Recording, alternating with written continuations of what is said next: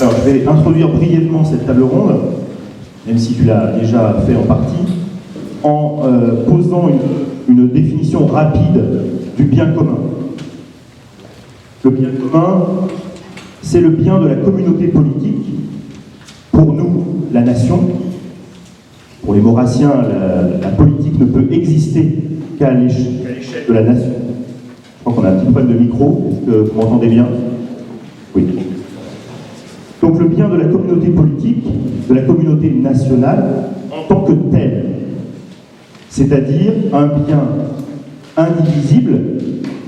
Alors indivisible comme la République. Tu as rappelé en effet la proximité sémantique du terme bien commun et du terme république, la chose publique. On y reviendra. C'est également un bien irréductible à la somme des intérêts particuliers et qui ne peut être atteint que collectivement. C'est donc un principe profondément anti-libéral.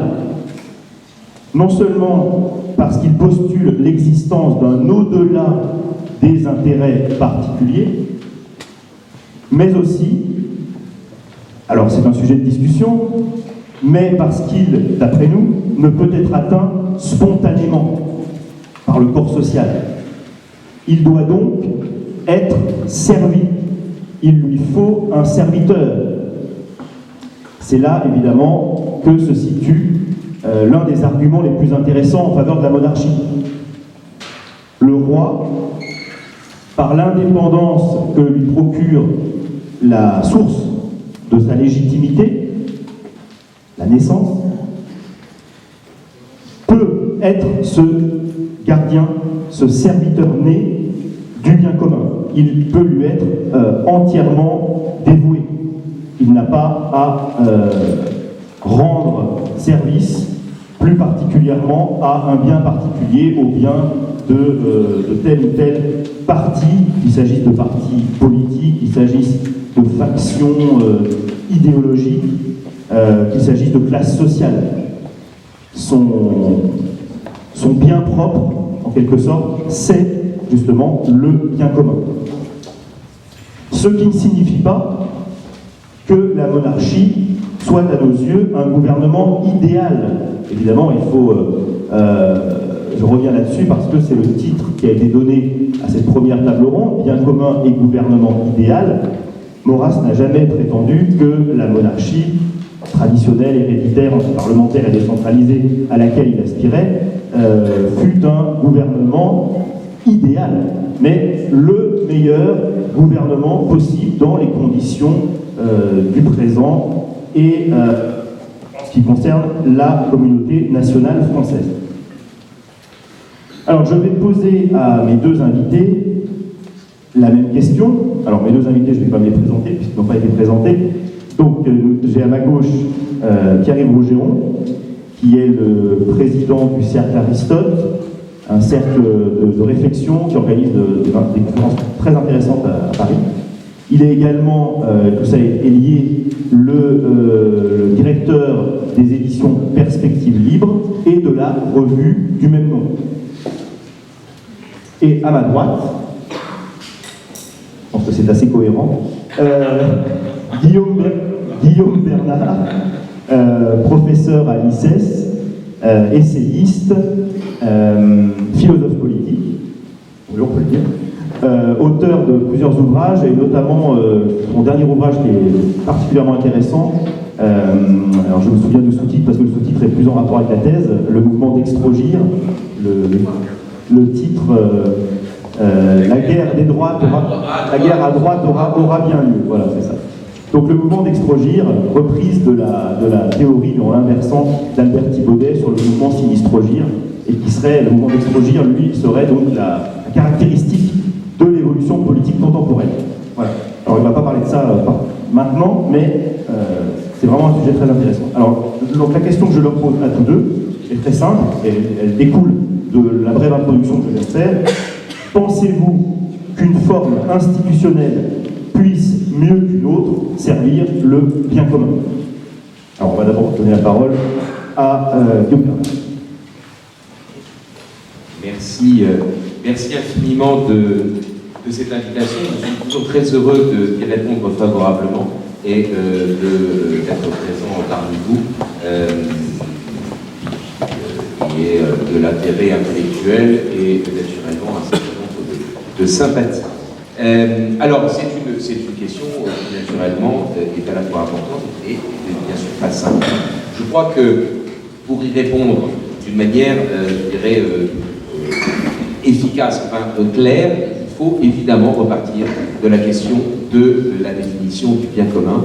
Et si naturellement je converge bien évidemment avec la définition qui a été donnée, je pense qu'on peut aussi, je dirais, proposer une manière d'aborder la chose qui consisterait à dire que le bien commun, contrairement à ce que pensent les modernes, et je crois qu'on va essayer, enfin je vais essayer de montrer en quelques minutes avant d'arriver justement à la conséquence sur le régime politique, le bien commun, c'est à la fois le bien de ceux qui constitue la société, le bien des partis, et aussi le bien du tout.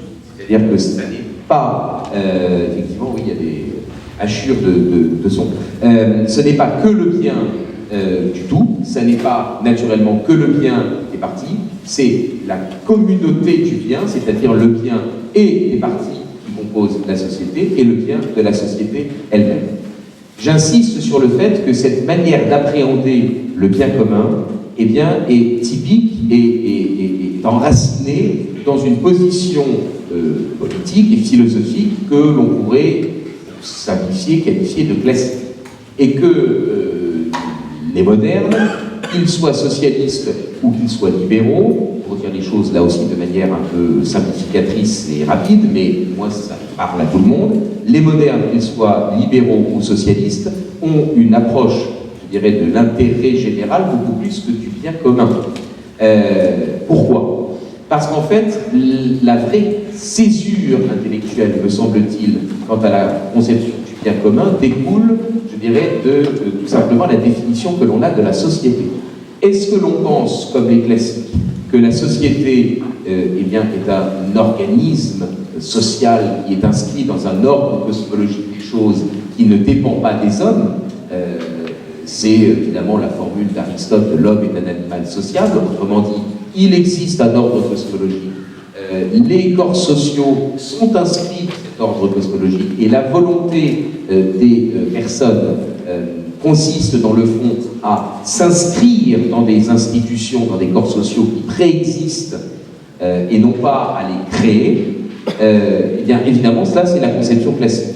Et par conséquent, on comprend bien que pour les classiques, la société étant conçue comme un organisme vivant, eh bien, il y a indéfectiblement, je dirais, l'existence du tout et l'existence des membres qui sont liés. Il faut à la fois qu'il y ait, je dirais, une complémentarité et une nécessité des différents membres de la société pour que le corps social puisse exister. Le bien commun, c'est à la fois le bien du tout de la société et le bien des membres qui la constituent. Et les deux biens sont indéfectibles. Je vous donnerai, si vous le voulez bien, un exemple. Dans la conception classique de la justice, je ne rentre pas dans l'idée de la justice distributive, mais tout simplement dans cet élément qui est, je dirais, la justice, je dirais presque la plus simple, la plus basique, qui est l'idée de la justice pénale. Eh bien, dans la justice pénale telle que le conçoivent les classiques, il y a cette rétribution de l'acte qui a pour but à la fois de réparer le dommage subi par la victime et en même temps de restaurer l'ordre établi qui a été, l'ordre harmonieux qui a été brisé par l'infraction qui a été commise. C'est de concert qu'il y a à la fois la réparation de la victime, le bien de la partie, et la restauration de l'ordre des choses qui a été brisé par l'infraction commise, la restauration donc de l'ordre public, le bien du public. Vous savez bien qu'évidemment aujourd'hui le procès pénal a pour but eh bien, de réparer l'atteinte au contrat social, de favoriser la détermination d'une peine dans le but eh bien, de favoriser la resocialisation hypothétique du délinquant, et que ce n'est qu'à l'occasion d'une audience civile qui suit l'audience pénale que l'on envisage eh bien, la réparation de la victime. Donc il y a effectivement une distance distorsion, une dichotomie entre le bien de la partie et le bien du tout. La conception classique, par l'organicisme social, eh bien, lie intimement les deux.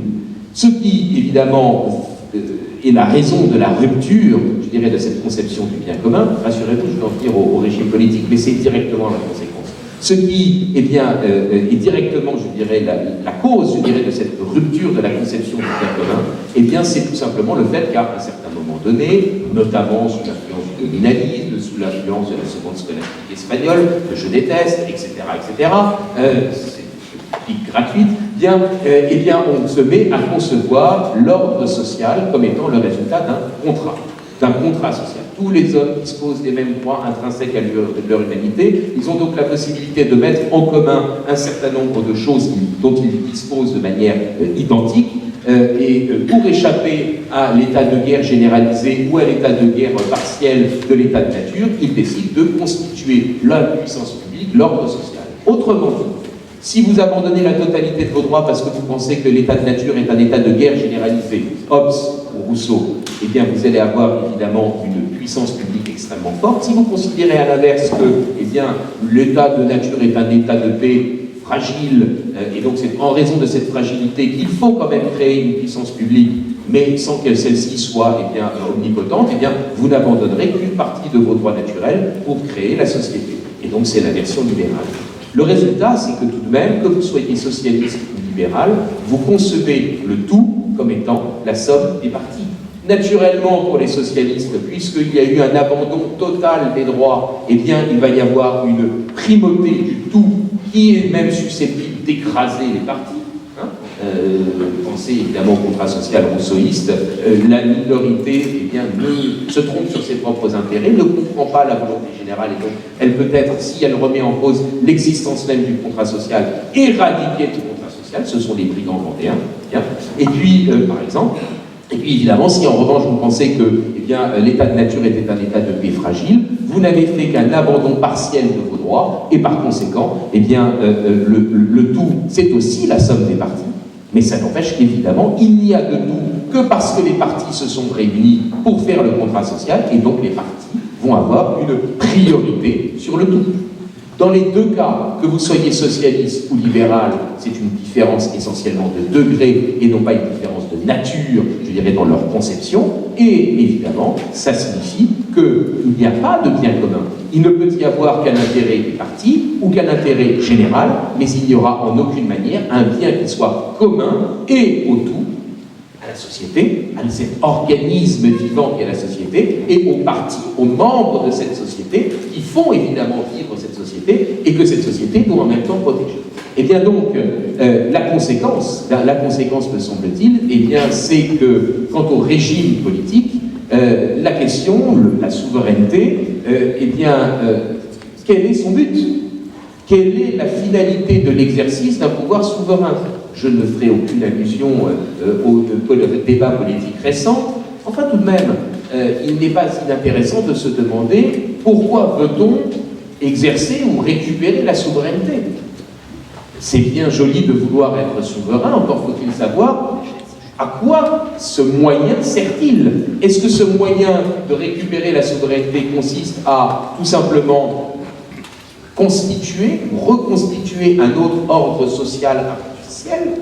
Ou est-ce que l'exercice de la souveraineté que l'on envisage de récupérer consiste à restaurer un organisme social, un ordre naturel ou un ordre cosmologique des choses? La souveraineté moyen, quelle est sa finalité? Eh bien, le régime politique, je crois que c'est la même chose. Le régime politique, c'est traditionnellement un instrument au service, effectivement, de la réalisation du bien commun. Et vous le savez bien, dans les classifications antiques des régimes politiques, pas toutes, naturellement, encore que, j'y reviendrai si vous le désirez, et si j'en ai le temps, comme vous dites, si je dépasse trop le temps pour être imparti, il est bien évident que le régime politique, dans la conception classique, est un instrument au service de la réalisation du bien commun. Et c'est là où peut-être je diverge un tout petit peu du choix que fait l'action française, non pas in fine je ne sois point favorable au régime monarchique, mais simplement pour dire que le régime monarchique n'est qu'un des moyens possibles, en théorie, hors contexte à la réalisation du bien commun. Vous le savez bien, chez Aristote, il y a deux critères qui permettent de classer les régimes politiques. Un critère d'ordre quantitatif, un seul, le petit nombre, le grand nombre, et puis il y a un critère qui est croisé, un second critère qui est croisé avec celui-ci, c'est celui de la finalité du pouvoir. À quoi sert la souveraineté? À quoi sert le régime politique dont on dispose? Ce régime politique, est-ce qu'il est là pour réaliser le bien commun, ou est-ce qu'il est là que pour réaliser un intérêt particulier, fût-il cet intérêt particulier l'intérêt du plus grand nombre? L'intérêt du plus grand nombre, c'est peut-être mieux que l'intérêt du petit nombre, mais ça n'est tout de même, pour un classique, qu'un intérêt particulier. Ça n'est pas l'intérêt général, ça n'est pas le bien commun. Et donc évidemment, Aristote, et en cela il est repris d'ailleurs par Cicéron, eh bien, distingue d'un côté les régimes purs des régimes impurs. Les régimes purs, c'est ceux qui réalisent le bien commun, les régimes impurs, c'est ceux qui ne réalisent qu'un intérêt particulier. Le gouvernement d'un seul pour le bien commun, c'est la monarchie. Le gouvernement d'un seul dans un intérêt particulier, c'est la tyrannie. Le gouvernement du petit nombre pour le bien commun, c'est l'aristocratie. Le gouvernement du petit nombre dans un intérêt particulier, c'est l'oligarchie. Le gouvernement du grand nombre, eh bien, pour le bien commun, c'est la polypéia. Le régime du grand nombre dans un intérêt particulier, fût-il le plus grand nombre, ça n'est qu'un intérêt particulier, c'est un régime dégénéré, c'est la démocratie.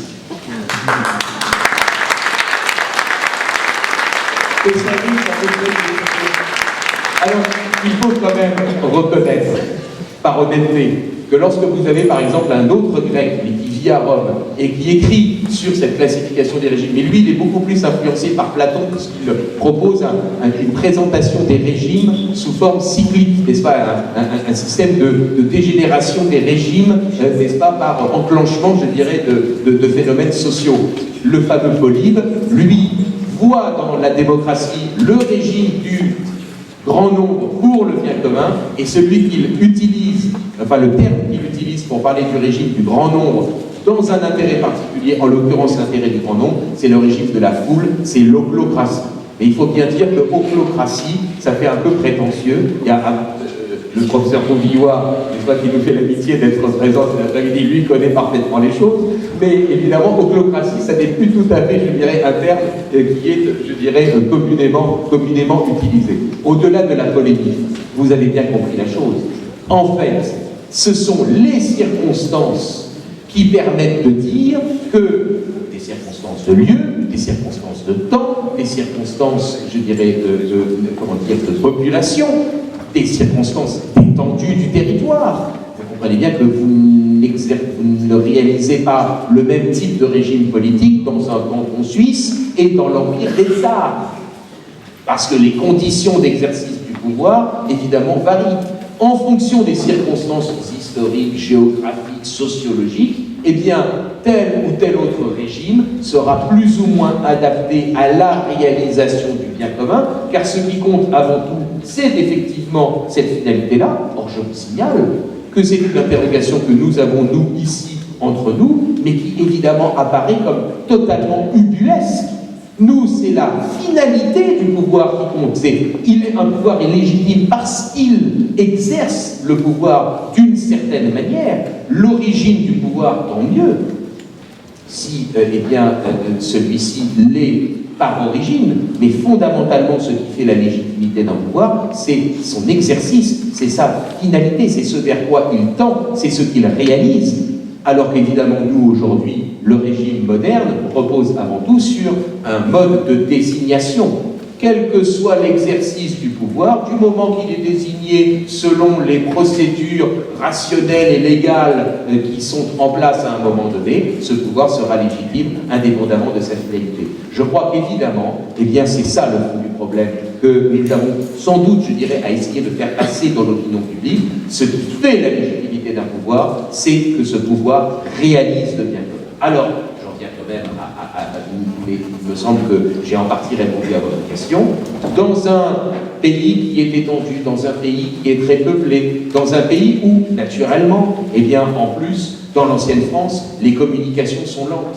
Il est bien évident que dans l'histoire de France et dans les circonstances qui étaient les siennes, la monarchie a incontestablement servi le bien commun. C'est je dirais, en histoire, c'est peut-être un peu, je dirais, non scientifique de dire c'est une évidence, mais tout de même, on peut le résumer ainsi. Il va sans dire qu'évidemment, et c'est d'ailleurs le sentiment que l'on a lorsque l'on lit saint Thomas d'Aquin, au XIIIe siècle, saint Thomas fait un peu, plutôt que j'ai repris à mon compte, je dirais, l'articulation, la manière de concevoir les régimes politiques et de les définir plutôt d'une manière thomiste.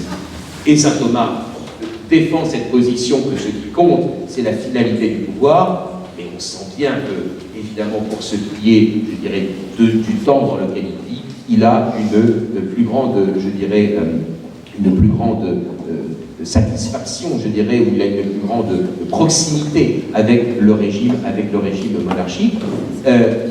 La question qui se pose donc à nous, bien sûr, oui,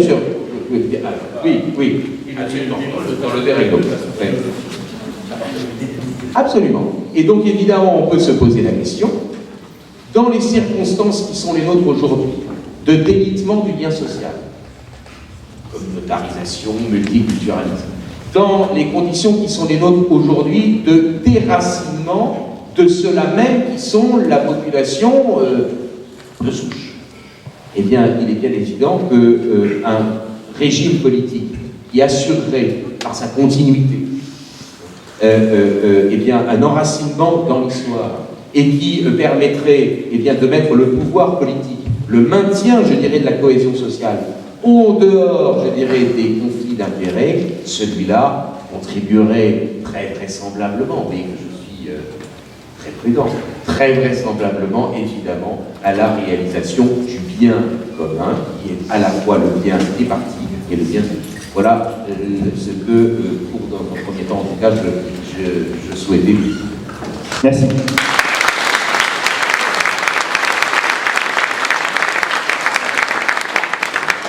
Alors, je vais faire la transition. Il me semble que l'essentiel de votre propos a été de déplacer la ligne de fracture entre les formes de gouvernement, ce qui était la grille que vous avez proposée, de la déplacer entre les conceptions de la société, la conception au fond traditionnelle, organique, celle des sociétés traditionnelles, et la conception moderne, la conception individualiste. Ensuite, on pourrait s'interroger, vous l'avez fait en partie, on y reviendra peut-être, sur le lien, la parenté, le lien évident et nécessaire entre la démocratie, justement la démocratie moderne en tout cas. Effectivement, on peut parler de la démocratie grecque, de la démocratie antique, mais le lien entre la démocratie moderne et ce passage de la société traditionnelle, de la conception traditionnelle de la société à la conception moderne. Il y a un lien là qui est évident et qui permet de reposer tout de même sur le fond la question monarchie-démocratie. Indépendamment d'un contexte historique précis, mais effectivement c'était intéressant et nécessaire de montrer que la question du régime ne peut pas s'envisager en dehors d'une analyse plus globale des changements survenus dans les mentalités, dans la société, évidemment. Et je crois d'ailleurs que le lien sera très facile entre vos deux interventions, parce que pour en avoir un peu parlé avec Pierre-Yves tout à l'heure, je crois que lui aussi souhaite dépasser j'espère pas qu'il répondra à la question, mais il souhaite... J'ai fait un peu quand même. Oui, bien sûr, bien sûr. Ah bon. Mais je crois qu'il... Je ne me défie pas. Je crois qu'il va apporter nos réponses. Tout à fait. Et moi, mes questions. Je crois qu'il souhaite dépasser lui aussi la question stricte des régimes, non pas en allant dans le passé poser cette distinction entre tradition et modernité, mais pour poser une nouvelle distinction entre la modernité qui était celle du 19e et du 20e siècle et notre post-modernité et les nouveaux défis qui sont posés aux politiques. Donc là aussi, indépendamment de la question du régime, nous entrons dans une ère nouvelle qui nécessite de penser sans doute le bien commun autrement. Je lui laisse la parole. Merci beaucoup de m'avoir invité dans cette auguste assemblée, parce que moi, ça m'a énormément touché d'être invité ici. Comme il a été question avec notre camarade ici présent, j'aimerais éviter de jouer le républicain de service, si c'est possible, pour une question de minorité et de rapport de force évident, et de sécurité personnelle suffisante. Donc, moi, surtout que, objectivement, j'adhère à ce qui a été dit. Nous sommes dans l'an 1 de Macron, donc nous sommes dans le d'accordsisme. Donc, je suis d'accord avec ce qui vient d'être dit. J'aimerais juste qu'on regarde, qu'on essaie de regarder ensemble, car au-delà des grandes querelles qui nous regardent, nous tous, parce que nous aimons notre pays, et ce sont des querelles brillantes, sur la démocratie, sur la monarchie, sur la République, mais déjà, si j'ai bien compris le propos d'un ouvrage récent du professeur Bouviveau, on mettrait déjà bien longtemps à définir la République, si on y parvenait. J'aimerais qu'on regarde les principales menaces qui pèsent sur la possibilité de redéfinir à un moment ou à un autre le bien commun, et qu'on en tire certaines conséquences sur, pas nécessairement le régime idéal ou le régime le plus optimum, pour reprendre un terme, disons, du très 19e, mais qu'on voit qu'est-ce qui ferait les traits les plus importants et les traits, disons, nécessaires, peut-être non suffisants, mais du moins nécessaires, d'un régime qui serve authentiquement le bien commun. Parce qu'il est évident qu'aujourd'hui, il faut être très courageux pour se lancer dans une défense de la partie du parlementarisme dans l'état dans lequel il est. Et je ne suis pas assez courageux pour le défendre. Je vous le dis franchement.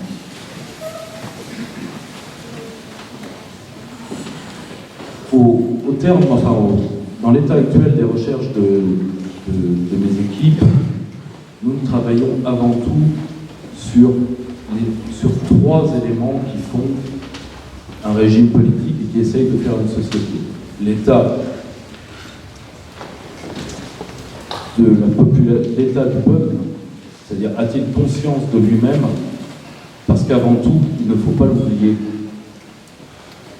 Pour servir le bien commun, encore faut-il qu'il y ait un bien commun à partager, qu'il y ait une conscience de devoir trouver un bien commun. Or, quel est l'état profond de notre peuple? Nous, c'est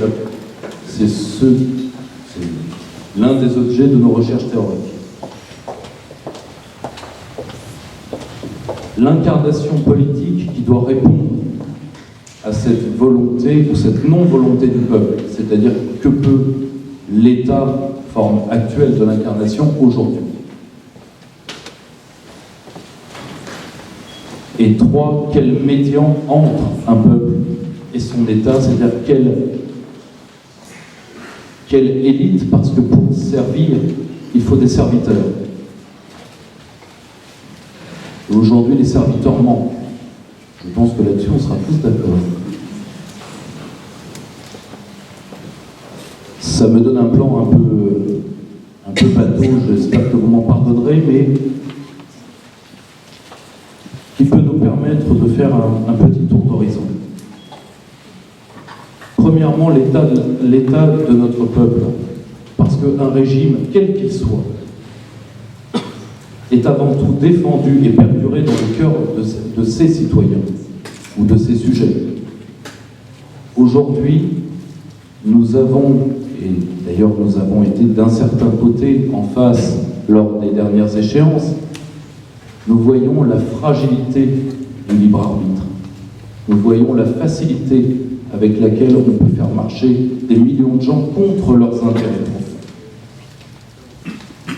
Quelqu'un dont je vous recommande la lecture, même si c'est un intellectuel un peu complexe, mon ami Baptiste Rapin a beaucoup écrit sur le totalitarisme du management. C'est l'une des formes du nouveau pouvoir, de ce que certains ont appelé la modernité liquide, cette faculté de dominer sans contrainte, parce que justement la contrainte était la limite des régimes totalitaires précédents. Anne-Sophie Lapix est beaucoup plus dangereuse que n'importe quel général soviétique. Si. Et surtout parce qu'il n'y a plus d'éducation je ne dirais même pas la liberté, on pourrait gloser sur le terme indéfiniment. Il n'y a plus d'éducation à la singularité des êtres. Et comment veut-on maintenir des institutions pérennes quand la constitution interne des individus est chancelante? C'est d'ailleurs là-dessus que nos adversaires jouent, et d'ailleurs jouent intelligemment par l'infinité des formes de domination que les sciences sociales leur ont données. Neuromanagement, communication contre la transmission, etc., etc. Avant tout, pour qu'un régime perdure, c'est cette colonne vertébrale-là sur laquelle je n'ai pas de réponse particulière à apporter, mais j'aimerais qu'au moins nous puissions nous interroger.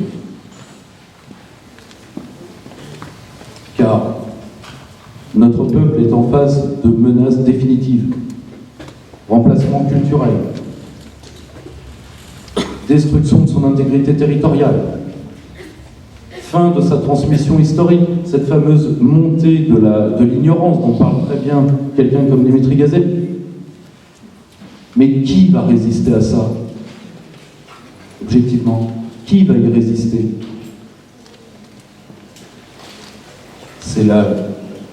C'est la problématique, l'éternelle problématique de Bernanos, refaire des hommes libres avant de faire un régime libre. C'est le premier point que je voulais voir avec vous. Le second, oui, la souveraineté doit retrouver un sens. Je suis entièrement d'accord. Le souverainisme abstrait, très peu pour moi. J'entends. Mais aujourd'hui, et c'est ça qui en réalité nous bloque, il y a un sens peut-être plus prégnant que jamais à la souveraineté, qui est avant la définition du bien commun, qui est le maintien de la survie et de l'unité collective. Mais ça, à l'ère de la démocratie d'opinion et de marché, c'est-à-dire la forme terminale de la déchéance démocratique, c'est indicible.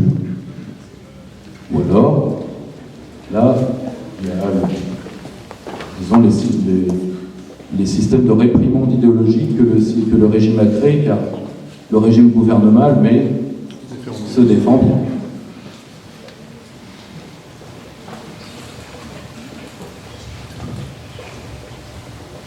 Ceux qui devront gouverner à l'avenir, je suis avant tout un spécialiste en intelligence économique, un spécialiste en stratégie.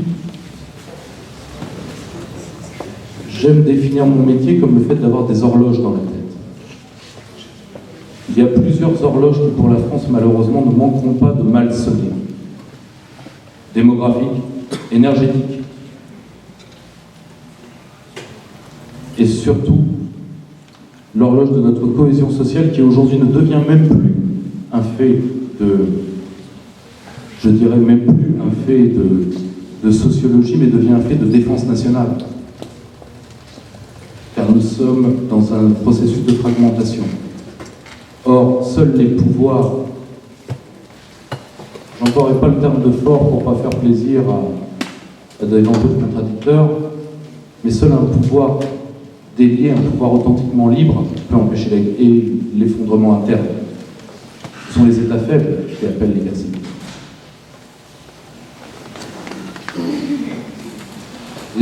Et le seul moyen de conjurer ces horloges, c'est cette souveraineté qui, ensuite, on parlera de modèle de société, sans aucun problème. Mais il y a des urgences de l'heure, dont nos gouvernants ne sont pas, pour en connaître un certain nombre, ne sont pas conscients, mais surtout s'interdisent de devoir y réfléchir. Parce que le système de démocratie d'opinion les bloquerait immédiatement.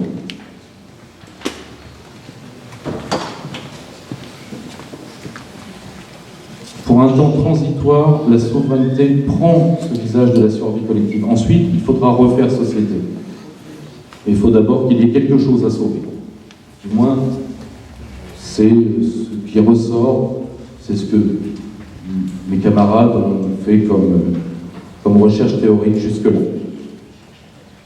La souveraineté, c'est assez simple, hein, pour ceux qui veulent s'égorger sur ce mot-là. J'aimerais reprendre le mot de Vincent Grosso, économiste assez connu, qui était membre de la BCE, et qui est aujourd'hui l'un des pires ennemis de l'eurocratie. Il y a appartenu.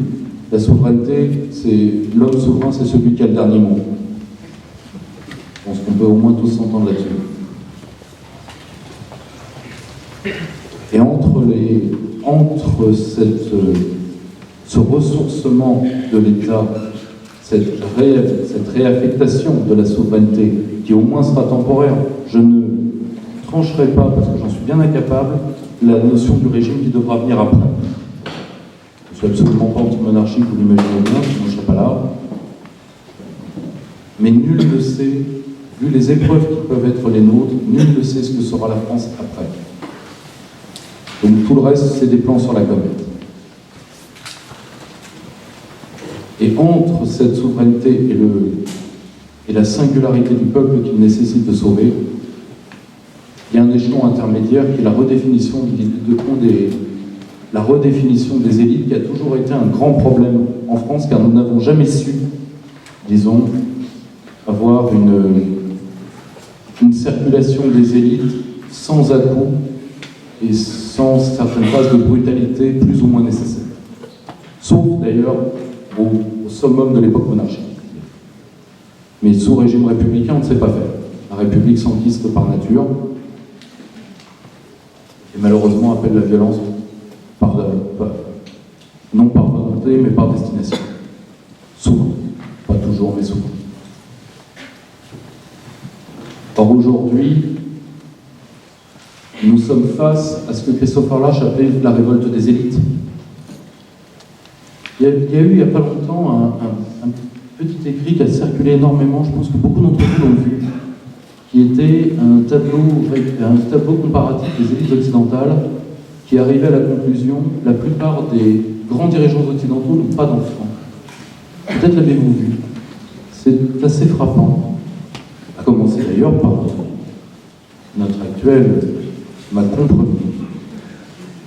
Ou Hollande 2. Ou Hollande 2. Ou libéral et lièvre. Merci. Aujourd'hui, nous sommes face, disons, je pense, au mauvais côté de l'antitotalitarisme des années 60-70. C'est-à-dire une part entière de l'élite qui a imaginé que tout régime politique et toute référence politique emmenait avec elle la contrainte. Et que donc la société pouvait vivre sans politique et que d'ailleurs c'était mieux. D'où cette obsession, par exemple, pour la start-up, pour l'autonomie, pour la fameuse société civile, dont on apprend d'ailleurs pour les candidats législatifs que pour la plupart étaient d'anciens conseillers de hiérarques socialistes précédents. Mais bon, c'est une société civile particulière. Mais cette vision totalement dépolitisée des rapports sociaux qui malheureusement appelle des petits matins grincheux et des matins qui déchantent. Car particulièrement une société aussi politique que la société française demande au contraire à être gouvernée.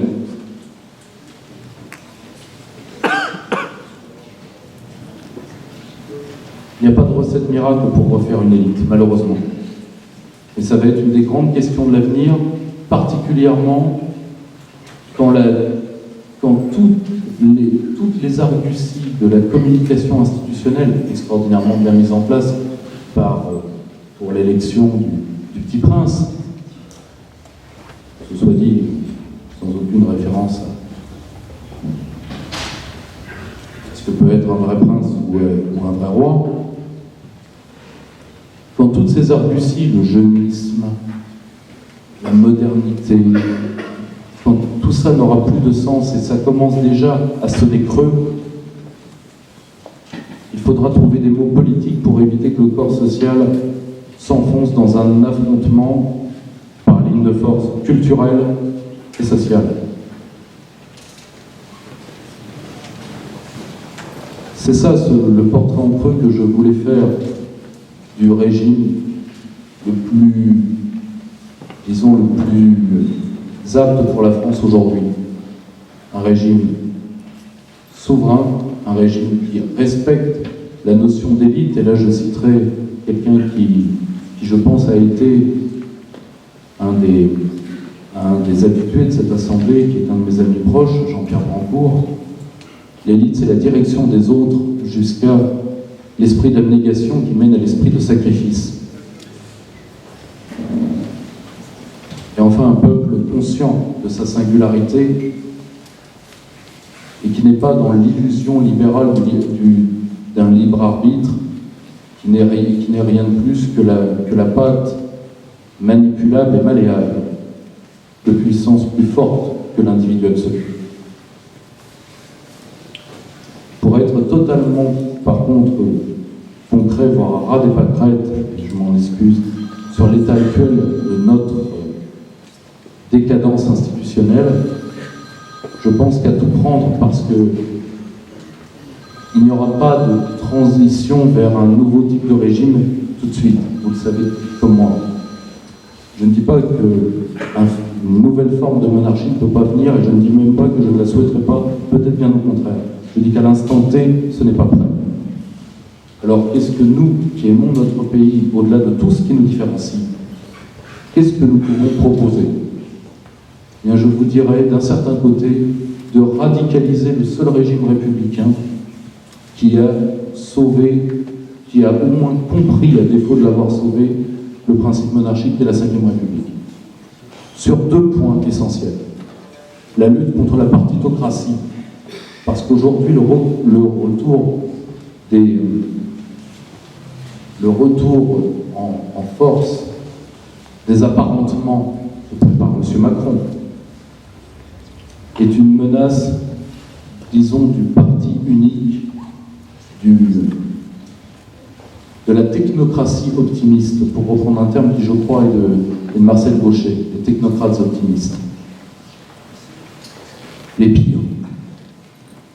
Parce que débarrassé de tout sentiment de tragique et persuadé que le corps social est un champ d'expérimentation. La lutte contre la partitocratie et l'appel au peuple. Référendum d'initiative civique, peut-être même domaine réservé du référendum, qui sait. Il y a des tas de pistes à trouver. Mais je pense qu'aujourd'hui,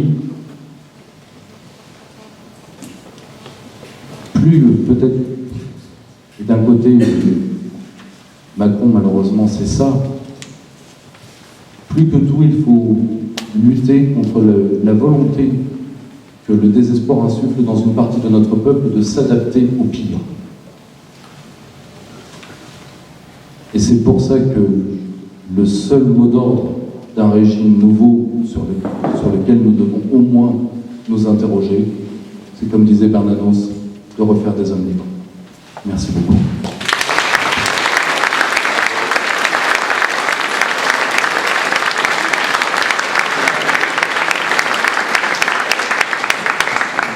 Je crois que nous avons épuisé le temps dont nous disposions. Je vais quand même essayer de faire une petite conclusion. D'abord, je vais essayer de répondre un petit peu sur la Ve République. Il est évident qu'à nos yeux, et le diagnostic que tu as posé d'ailleurs va dans ce sens, tu as parlé de modernité liquide, de fin de la transmission historique et de... Alors là, c'est plus une citation, mais ça résume un peu ton propos de départ, de dilution finale de la communauté politique elle-même. Alors, à nos yeux, face à de tels effets, face à un tel diagnostic, c'est un véritable saut que nous sommes appelés. Donc, à mes yeux, à nos yeux, je parle au nom de mes camarades également, essayer de maintenir ce qu'il y a de bon dans l'existant ne peut pas suffire. Et je pense, et je crois que vos deux exposés d'ailleurs vont dans ce sens, vous nous invitez finalement, en déplaçant la question du débat entre la forme des institutions, donc en déplaçant cette question vers la question de l'évolution des sociétés et d'évolution de la civilisation, à repenser peut-être notre proposition monarchique elle-même. C'est-à-dire que la proposition monarchique maurassienne est une proposition politique presque, pourrait-on dire, technique.